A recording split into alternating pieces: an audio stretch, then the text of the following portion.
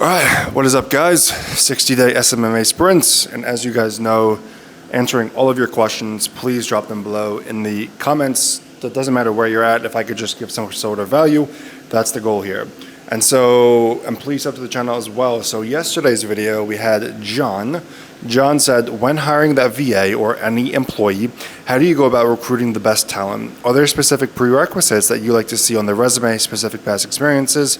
What are you looking for in them? And when you finally do find talent, when looking at multiple good candidates, how do you decide who to hire amongst them? What does your hiring process look? Jesus Christ, John, first off, great question. Great question. But I could spend an hour discussing this, and so trying to put as much value as I possibly can into a 4, 5, 6 minute video. Let's go ahead. John, let me know in the comments if this is helpful at all and to anyone else. But again, sub to the channel and please drop them below. So let's get into it. Now, the character traits of each position does vary. I'm in the process of hiring a brand new setter. When I hire a setter, I'm really looking for someone, to be quite honest with you guys, that just doesn't do much. Doesn't do much, highly coachable, wants to make as much money as possible. And one of my friends who I'm with right here, Noah, his setter is like a 25-year-old dude with a family. And so he needs to make money. He needs to make money for his family, for his wife, for his kids. That is survival.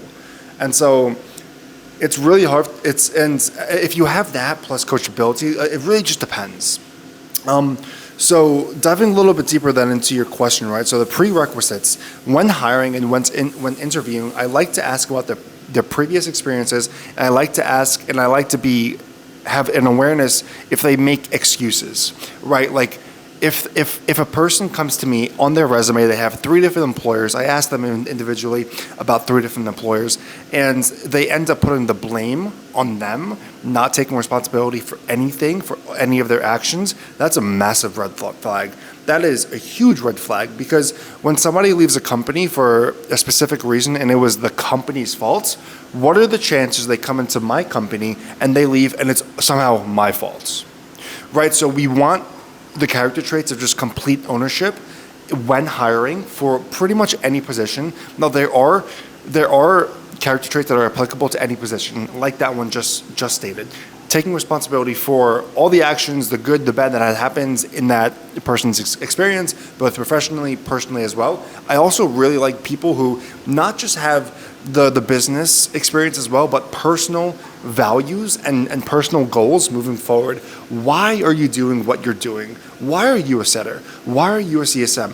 What are you actually doing it for? Surface level answers are pretty much what you're going to get, but we want to go 10 levels deep, find those people who have that real why to them, and just nurture and pour as much wisdom as you possibly can into them.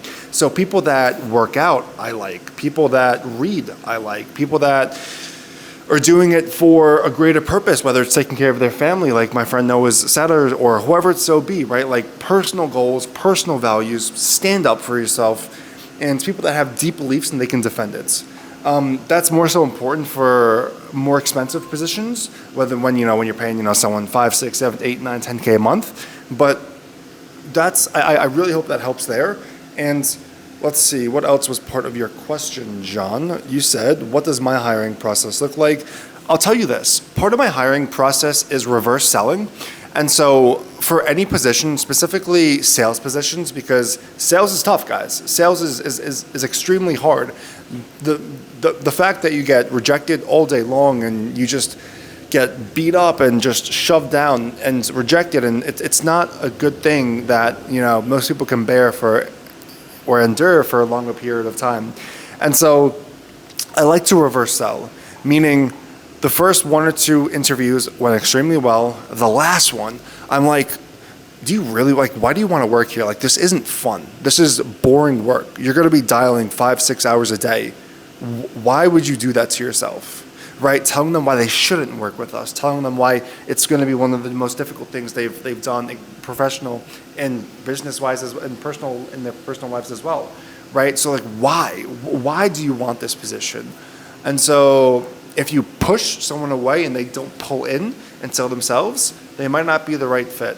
And I found that people that are really hungry to grow, they want these positions. They're just hungry. They just want it. And so, John, that was a great question, my man. I really hope that this helps. And please let me know in the comments if this helps. And so for the rest of you guys, if you guys have any questions, please drop them below. And no matter where you're at, if you have anything regarding any sorts of questions at all, please just drop them below. Whether it's honestly just travel, lifestyle, like whatever, it doesn't matter. I really enjoy doing this, and I'm excited to keep building the personal brand and build a really cool community. So that's that. And I'll see you guys in the next.